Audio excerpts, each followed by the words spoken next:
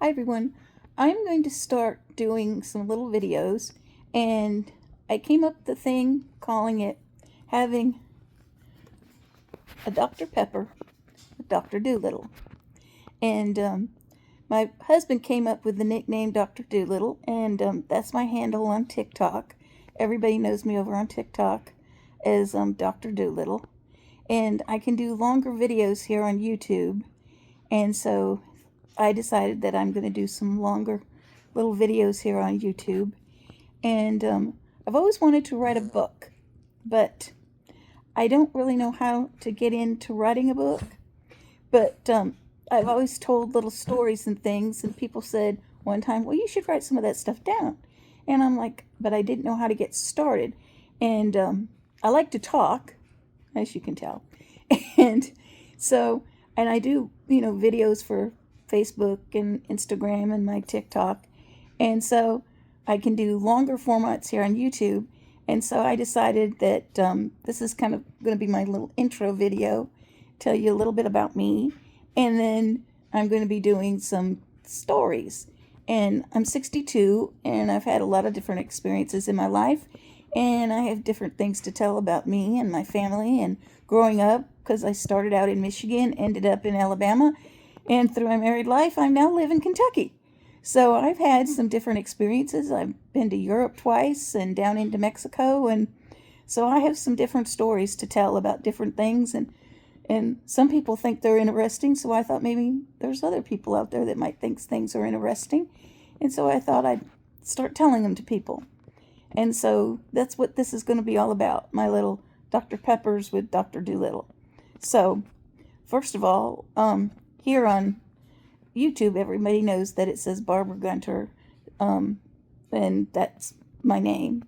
And people know that on Facebook and on Instagram. Everybody knows me as Pink Poodles 98. And so, but yeah, that's my name. My name is Barbara Gunter. When I was growing up and I was real little, I had a family called me Barbie. I don't go by that anymore, but a lot of my family calls me Barb, and I'd rather just be called Barbara if someone was going to call me by my name. And I'm 62. I live in Kentucky, and I have a husband, and his name is Terrence, and he has a job. He works 5 days a week, but they've been doing stuff now, and they're having him work 6 days a week, and he works in law enforcement. And so he's a very busy little person. And I love him very much. We met in Alabama years ago. We'll be married 25 years this year. And he has this very cute idea of there's a place called Hell, Michigan. And Michigan also has a place in the upper part of Michigan called Paradise. And for our 25th anniversary, he wants to get married in hell and go have a honeymoon in paradise. I think that's really cute. But people that follow me on TikTok and Facebook know that I have a little poodle named Merlin. And we have a new cat. And our other cat, she ran away. We don't know why Rosebud ran away, but we thought Rosebud was very happy with us, and she got spooked, and she always was trying to get out of the house, and we were on vacation, and we had her with us, and she got spooked and got out, and they weren't supposed to be cleaning our room, and they cleaned our room, and I guess she got spooked. Instead of hiding, she got spooked, and she got out, and we lost her. She was beautiful. She was a polydactyl cat. So we have adopted a new cat, and we call her Lady Gray, and she's not black and white, she's gray and white. And I post a lot of pictures about her too. She loves Merlin more than she loves me or Terrence. She's a little scared of him, which is kind of funny, but she loves Merlin. That's the first person in the family she took to. Merlin was raised by our first cat. Our first cat's name was Darlin, and we brought Merlin home at 4 months old, and she took to him like glue. My poodle that passed away before I got Merlin, Darlin stayed with him while he was sick and took care of him and loved him and everything. His name was Taylor. He died of cancer. And Darlin took to Merlin when he came there. And if you have a flat litter box, not one of these fancy dancy ones like we've got now that's automatic and everything, but if you have like a flat litter box, Merlin will go in a litter box and go to the bathroom. But because I'm disabled, Merlin's pad trained, and when we had all this snow and ice this last winter, we couldn't go outside because I walk with a cane and I would fall down. So Merlin is trained to go on his pad when he can't go outside. When it's raining really bad, or like when we had snow and ice, he went on his pad, so he didn't go outside. We went there because we couldn't go walking outside in the snow and the ice. He just doesn't do that. He's my service dog, and he doesn't do that. So but it was kind of funny. If you have a small, square, old-fashioned litter box, Darlin taught him how to use the litter box. It's kind of funny. He thinks I guess he thinks he's a cat. But yeah, Gray just took to him like crazy. She'll sleep by him, lay by him in the chair. When he sits up here by me, she comes up here and lays by him. When we go to bed at night, she curls up next to Merlin. And in the morning when they go to get their morning food, she rolls around on him like he's another cat and snuggles him and curls up around him and all that good kind of stuff. I don't know what it is, but Merlin. But everybody loves Merlin. Everybody that meets Merlin, they're just automatically in love with Merlin. And Merlin got his name because Taylor passed away, and he's buried in a friend's yard in Alabama.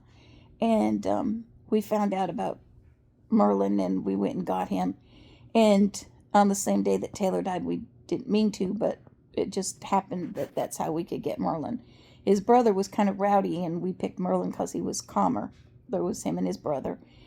And everybody kept asking me what I was going to name a new poodle if I got a new poodle. And I said, I don't know, but they were going to magically heal my heart, because I had Taylor for over 17 years.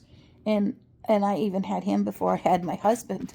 I had him for a few years before I had my husband. So Taylor and I were a little bonded pair. And I named him Merlin, like the magician, because he was going to magically heal my heart. And so his registered name is Barbara's Merlin the Magnificent. And he just seems to magically do that to everybody. I guess he did it to the cat, because he does it to everybody. Everybody meets him, and they're just totally in love with little Merlin. They're just like, oh, isn't he the cutest thing? And then Merlin was trained by a retired police dog trainer. We took him to go have him leash trained. They wouldn't do him. We got him when he was 4 months old, and they said that he had to wait till he was 6 months old to be trained. And they leash trained him, and since they knew he was going to be my service dog, they silence trained him to be quiet. I guess like police dogs are quiet. And Merlin doesn't bark. I mean, you have to like beat on our front door or something really crazy for him to like kind of bark. But usually when we're out, we have him in a carrier when we're out, because he's not a giant dog. He's a small dog. He does my diabetes and like PTSD kind of stuff for my depression. And we keep him in carrier because people want to touch him because he's a smaller dog. But they don't understand. They think I've got like this big tote bag with me. And when they find out there's a dog in there, they go, how come he's not barking? Well, he's trained not to bark, and he doesn't.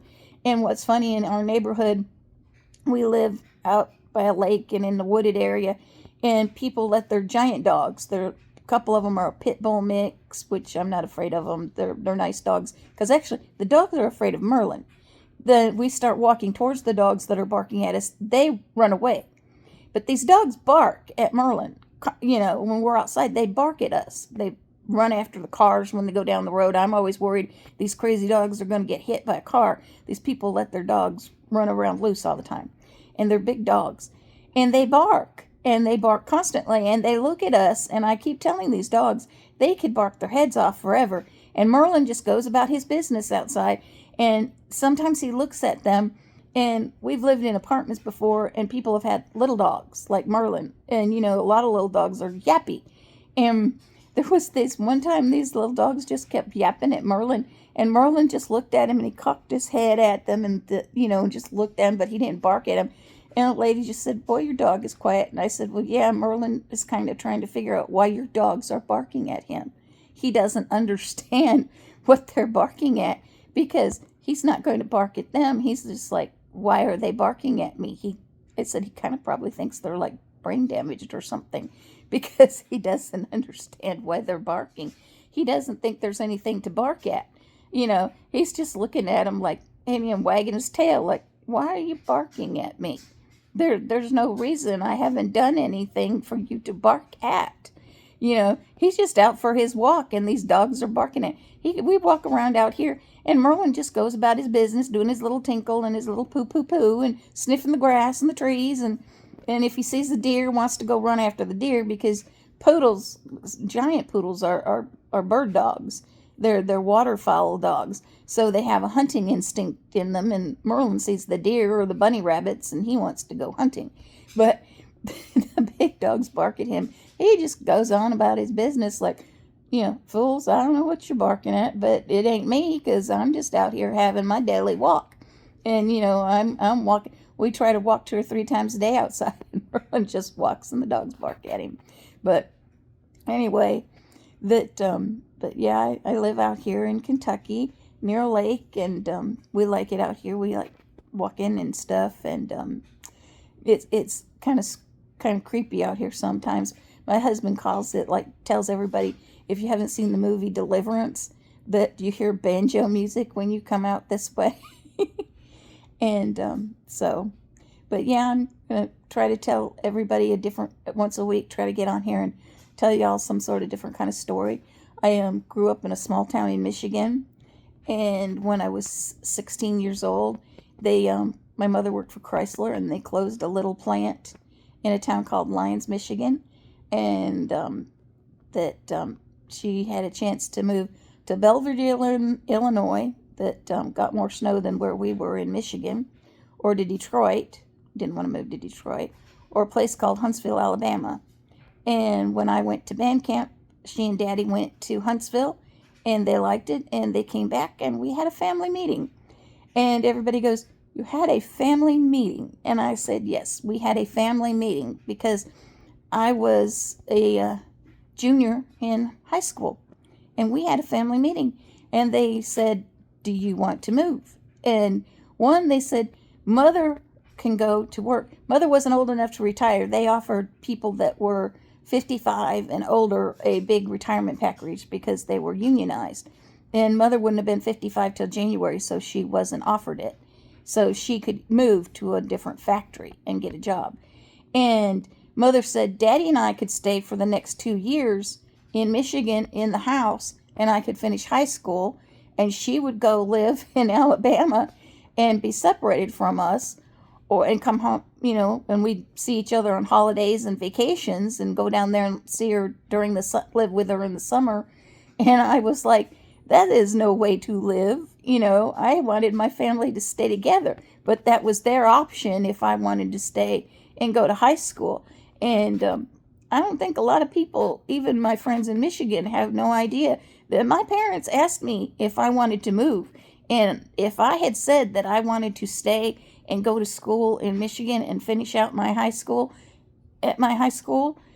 that's exactly what would have happened. My daddy would have stayed there with me, and my mother would have gone, and because she was going to go ahead and take the job and stay with Chrysler, because she had, invested so many years and stuff, and it was a really good job.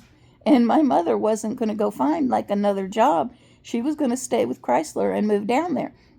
And that's what happened. She went down there in October and started and stayed down there.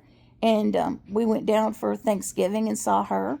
And then between Christmas and New Year's of 79 and 80, some big vans came and packed up all our stuff after Christmas. And we moved down to Alabama.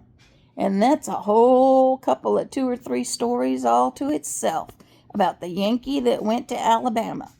And I know some people that are going to be reading and listening to my YouTubes from Alabama, and you people are going to be surprised at some of the stories that I tell And you probably aren't going to like them when you hear them, but that's just the way life is.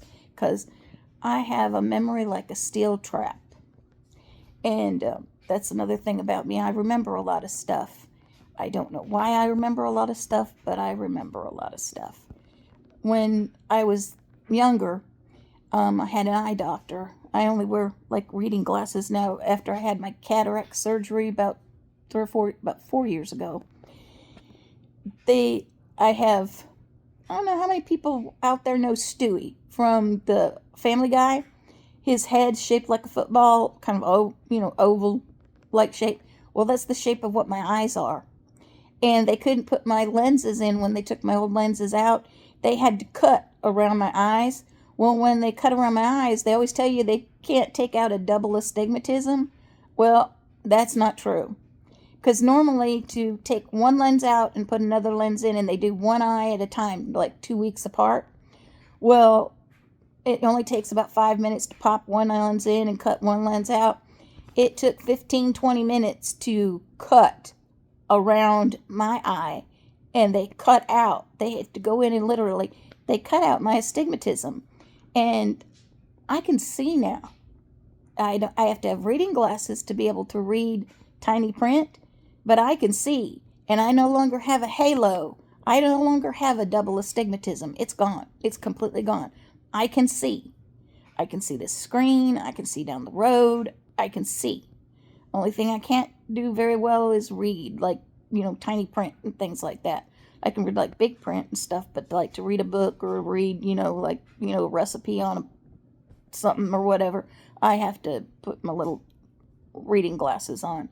And so, I want to get some of those new AI glasses. My husband's going to get me some of those as a present. And we're going to go get prescription for that so that I can have prescription AI glasses. These aren't prescription ones. These are just little cheap reading glasses.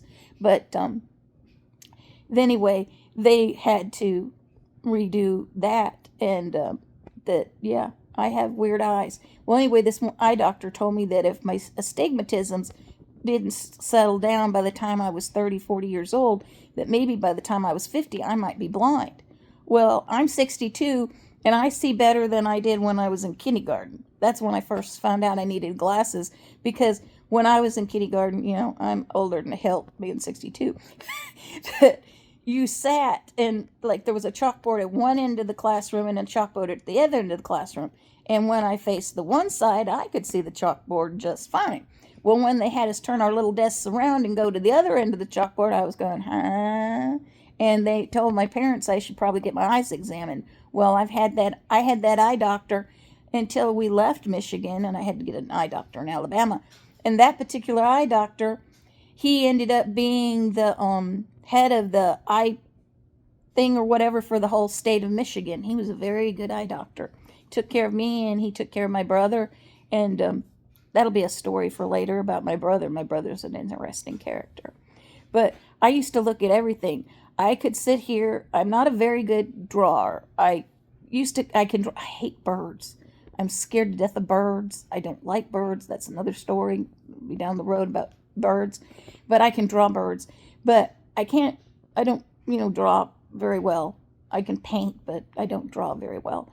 But I could sit here and I could, from my memory, and it would be a very good drawing, draw you a picture of the elementary school that I went to in Michigan from kindergarten to third grade. I could draw you a picture of the 4th to 5th grade building, which I think is still standing.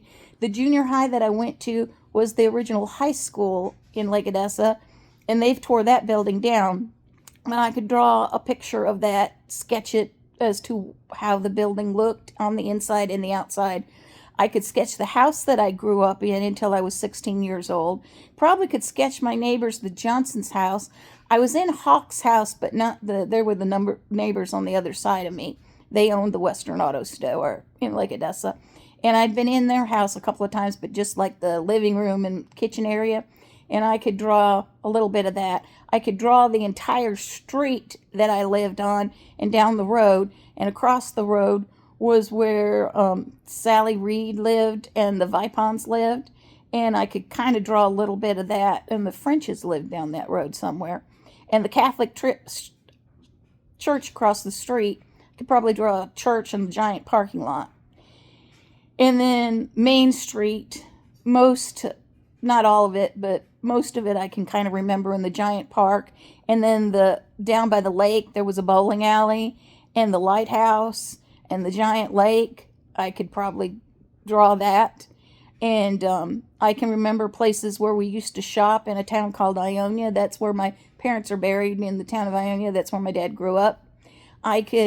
In my mind, I can see my grandparents' house, and my grandmother died when I was 9 years old, and my grandfather moved out of that house and married another lady and moved somewhere else. But I could draw that house. I could draw my cousin's house. They're surprised that I could describe to them the house that they grew up in.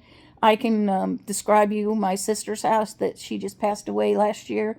And my niece would probably be amazed that I can describe my sister's house from the inside out. And I can describe the high school that I went to in Michigan. I can describe the high school that I went to for a year and a half in Alabama. And the parking lot and where you went in. Not the way it looks like now, but the way it looked like in 1980 and 1981. And I can describe the house that I lived in Alabama and draw a little sketch of where I lived. I can describe the apartments that I lived in Alabama and in Tennessee and all that. So I can describe where I lived in Indiana with my husband. We lived up in Indiana for a little while.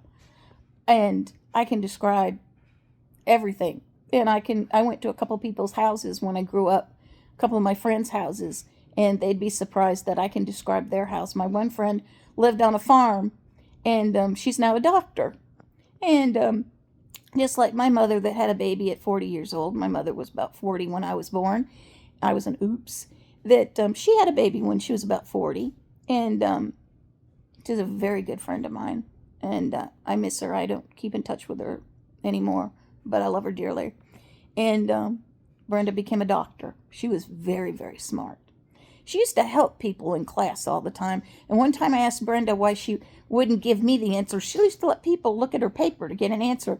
And she said to me, I don't care whether they learn how to do it or not. I care if you learn how to do it. So I'm not going to give you the answer. I'll show you how to figure it out. And you need to learn how to do it. But you can't just get the answer from me. And back then it kind of made me upset. But now that I've learned and got further in school and I knew how to do stuff, I was like, that was she was a better friend to me than, I thought about it at the time, that she wanted me to learn how to do it and be a better person. So, she was a really good friend. But that's kind of like who I am. I grew up in, I was a Yankee. And then I lived for a long time in Alabama. I mean, I haven't been back to live in Michigan forever. I lived in Michigan till I was 16. We had a little family meeting, and we moved and lived in Alabama. And that's where my parents, they died, but now they're buried back they're buried in Michigan. But I stayed in Alabama, and that's where I met my husband. And he was from Indiana. And after I became disabled, we moved back to Indiana for a while. And then he got a job offer, and we moved to Tennessee. And we lived in Tennessee until just recently, about 3 years ago, we moved here to Kentucky. And so I have moved a lot of different places and have a lot of different things to talk about in my life. So I guess before I bore you all and with too much stuff, but I just wanted to kind of give you a little bit thing. But I guess I did tell you that my husband, he's the one that nicknamed me Dr. Doolittle, and that's why, I'm sitting here saying that we're going to have a Dr. Pepper with Dr. Doolittle. There's my little Dr. Pepper that I keep drinking on here. That the reason he nicknamed me Dr. Doolittle is that you can go to somebody's house or go anywhere where there's animals. The deer around here, people think this is funny because he's got friends that he works with that want to go hunting. They'd like to come hunting on our property, but I wouldn't let them. The deer will come. I've got a buck with, he's got big antlers. Comes in the back. My backyard's that way. He comes and the garage isn't attached to the house, it's back there. And he'll, between the house and the garage, there's some nice grass back there. The buck comes and eats the grass in the backyard and just stands around all day. You can go out there, well, I can, and he won't run. He just eats his grass. And when the weather's nicer, they'll be back. They're out in the woods somewhere right now because it's cold and stuff. But we'll have there's 3 does, and last year there was 3 does and their little whatevers with them, the little fawns.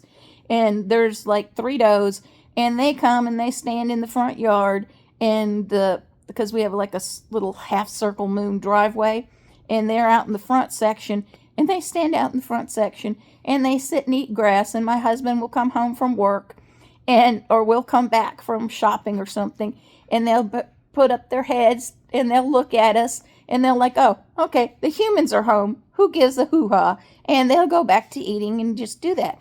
And then when I go walking down the country road, you'll hear deer like inside the woods, and they'll stop. The noise will stop for a second, and I'll say, oh, it's just Barbara and Merlin. And you'll hear it and then you'll hear noise again, and sometimes they'll poke their little heads out from behind the trees, and you'll see them. And I'll go, hi, and they'll just kind of look at you for a minute, and then they'll go back into the woods. And so, Dr. Doolittle effect. Well, the other thing is, you can go to it's like those dogs that bark at Merlin. They don't come and attack us. They just kind of look at us, and if we come towards them, me and Merlin, they kind of run away, which is kind of funny. And if I talk to them and tell them to go home, the dogs actually do go home, which is kind of funny too. But like, you'll go to somebody's house and they'll go, oh, our cat's aloof, and they don't come to nobody. Next thing you know, the cat's over in my lap or whatever. Or they say their dog, doesn't do this or whatever. The dogs are usually by me, or the cats or whatever. And if I'm at a party, I'm not talking to the people. I'm usually talking to the dogs or the cats or whatever like that. And so my husband said, well, you're just like a little Dr. Doolittle. So, yeah, I haven't met a dog or a cat that I don't like or doesn't like me. So I'm just an animal person. It's like you either have it or you don't. Animals either like you or they don't like you. And if my dog or cat doesn't like you, I probably don't like you either. Because animals have an instinct that they like people. And they kind of, know things, and they sense things.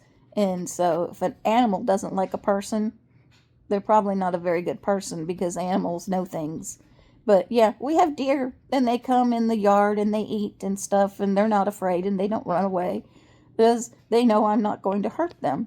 And so yeah, we have deer that just hang out on the property and eat and gather around. Well, they'll probably be back this spring. I haven't seen them too much. We did have some bunny rabbits too, and a raccoon that kind of hung out for a while. I haven't seen the raccoon yet. And the bunny rabbits come out when the weather's really good and stuff. So we might see our bunny rabbits again this year.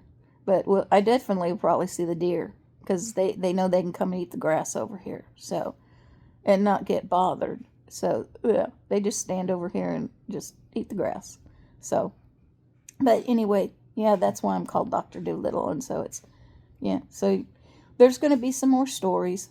And but this was just kind of an introduction to crazy old me.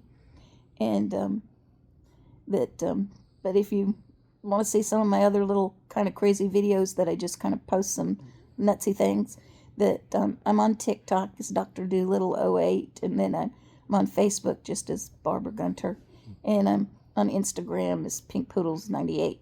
So if you're interested in any of those kind of crazy things to see, just little short, little crazy videos. But I'm going to be doing these and telling some stories.